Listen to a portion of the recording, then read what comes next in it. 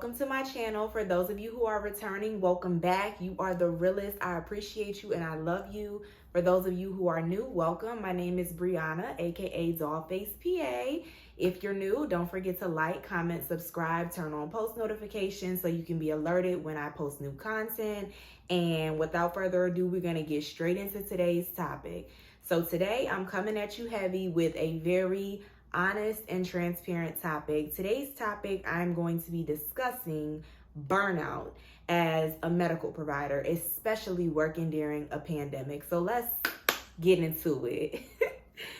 So just being completely honest, if you're watching this video, if you are a medical provider and you've been working during the pandemic, you probably have experienced some degree or some level of what I'm going to talk about today. And I really just want to first validate you and let you know that what you're feeling is real. You're not alone. And two, give you some tools and tips on how to navigate it because it's tough. It's tough. And I mean, we have been in this relentless fight against COVID that sometimes feels like we're losing at times, or most times feels like we're losing at times, for 18 months. I don't know, really like approaching 2 years. And it's just like, if you have been working in the medical field throughout the duration of this, I know it's taking a toll on you. I know it is. I mean, because I'm living it every day. And so first, I do want to quickly apologize. I feel like I've been lagging with putting out content, but obviously life has been very crazy lately. Work has been even crazier. And so I just really haven't had that much time, but I'm getting ready to get back into the swing of things. So forgive me, but let's get into it. So first and foremost, what is burnout? So WebMD defines burnout as a form of exhaustion caused by constantly feeling swamped. It's a result of excessive and prolonged emotional, physical, and mental stress. In many cases, burnout is related to one's job.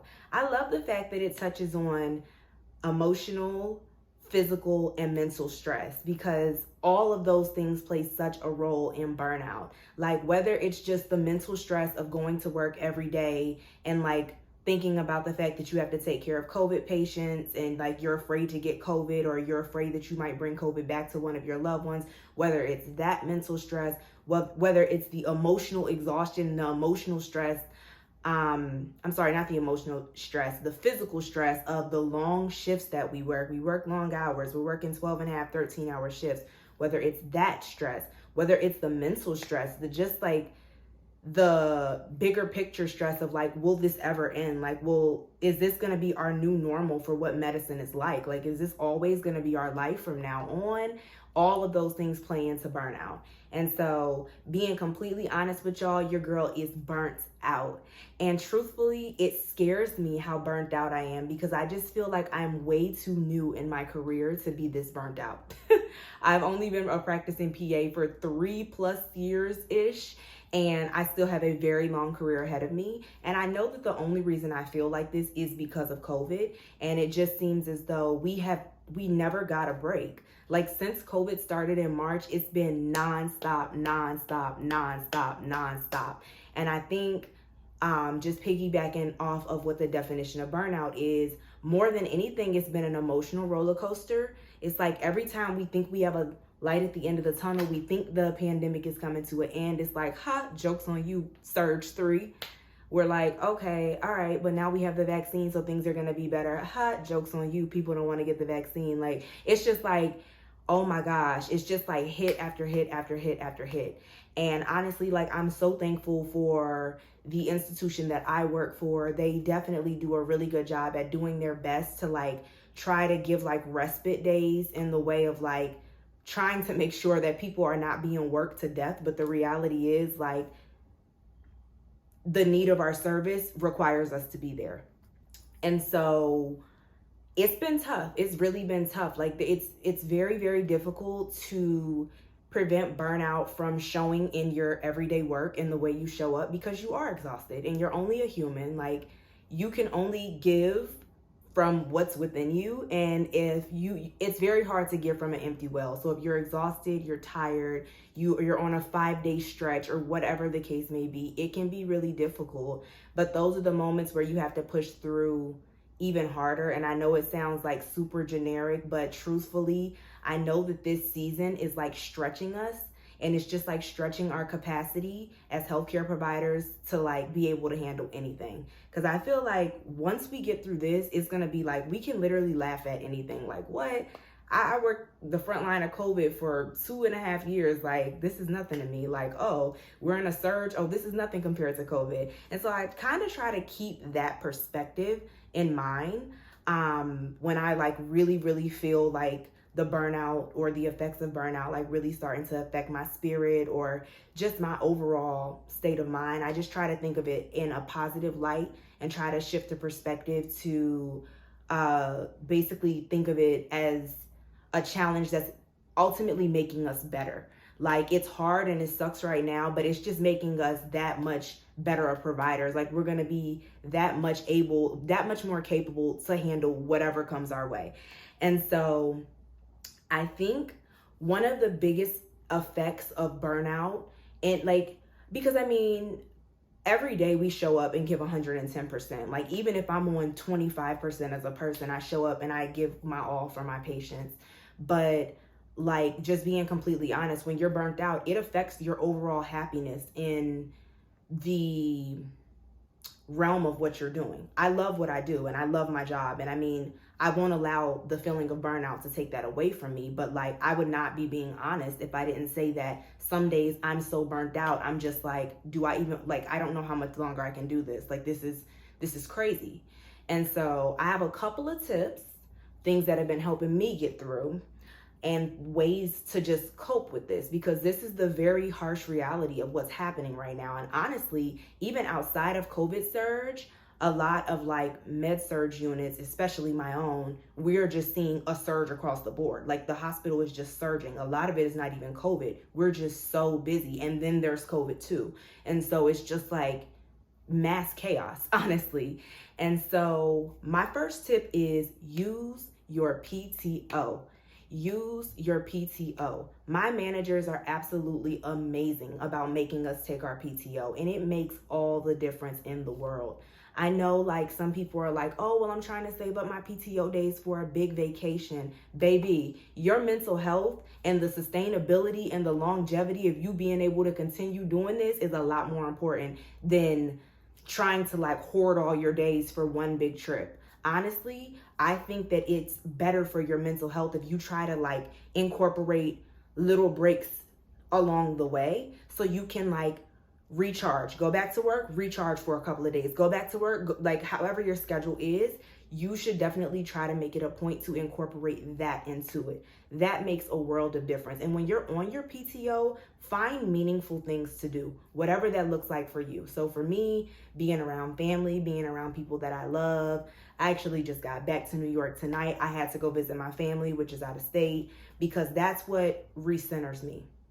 And although it was a very short trip, I was only there for 2 days, but I'm back. I'm going back to work tomorrow, and I just feel so refreshed. And I think that it's those little things that you can do on your off time to minimize the effects of the burnout when you're at work. Also, find ways to make your life easier. We are already up against such a huge amount of stress at work. Any additional stressors that you can X out of your life, do it now. Don't wait. Don't think about it. Do it now. I even started recently doing I'm laughing. It's not funny, but like I used to order like this meal service where it was HelloFresh. Like they send the ingredients and I cook, and that was all great. But like when my work schedule started getting hectic, I was realizing the little time that I do have off work, I'm spending way too much of that time cooking and cleaning the kitchen. And so I actually recently started this new meal service that they actually send the meals to you that are already cooked. So you literally just have to warm them up. So that seems like something very small, but for me, cooking was very stressful because like I try to be economical, so I don't eat out a lot. And so I have to cook my meals. And so something that small, like, oh, my meals are already ready. I can just come home from work and heat them up. I don't have to think about what am I going to make? Do I have groceries? Do I need to go to the grocery store? Something even that small is like decreasing the burden of stress in my life. So First, use your PTO. Secondly, when you're on your PTO, do meaningful things. Do not waste your time on PTO like doing silly things or like things that are not going to like edify you in some way or serve you as a person, whether it's mentally, emotionally, physically. Do something for you on your PTO that you've worked so hard for. Thirdly, minimize stressors at all costs. Like, even if that means like distancing yourself from some relationships, like, you know, we love our friends, we love our families, but in times of high stress like this, the goal is sustainability. And if there are certain relationships that you feel are draining you or taking from you or taking a lot from you, those have to go during this time period. They have to go. And it doesn't mean you love the people any less, but this is really a time where you have to prioritize yourself, because we're in this for the long haul. We really don't know how long COVID is going to be going on or if it's ever going to end. We are right at the brink of winter. Today is the first day of fall. Happy fall. And we don't know what the winter surge is going to look like. We are in it for the long haul. So you got to put yourself first, because you can only give from what you have. You can't give from an empty vessel. And so, exercise, definitely exercise. Do whatever helps you recharge. Ground yourself, whatever grounds you, whether that's something spiritual, whether that's yoga, whatever you find grounding for you, do that every single day. Every single day. For me, it's prayer. I have to pray every single day. I'm reading my Bible every single day. That can be very, very centering and grounding for me when I feel like my day is spiraling out of control. So whatever you think would help you in moments of feeling like chaos is breaking out around you, which if you work in a hospital, it's likely that that happens multiple times a day. You have to find out what that is for you. And so, you know, I don't want to end this like on a negative note, but I do want to just be honest and real about like what the field entails. Like, this is what we signed up for. Do I regret being a PA? Absolutely not. Do I love my job? Absolutely. Am I going to continue being a PA in the same field at my current job? Absolutely. This is just a tough wave right now, and we're riding it until the very end, and we're going to make it through, and we're going to continue to use our PTO, and we're going to continue to recharge on our off days, and we're going to look back when this is all over and say, wow, we really did that. For real. But that's it. This is how I deal with burnout. If you have any questions, comments, thoughts, don't hesitate to hit me up in the comments, email me. Twitter, Instagram, y'all know my handle, Brianna Moore. Thank you for joining. Also, next week is National PA Week.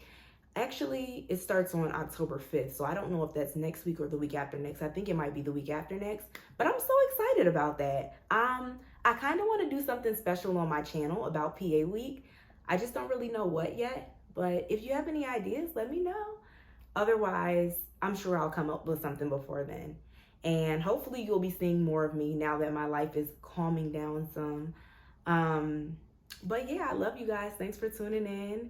If you have anything that you want to know more about, don't hesitate to contact me.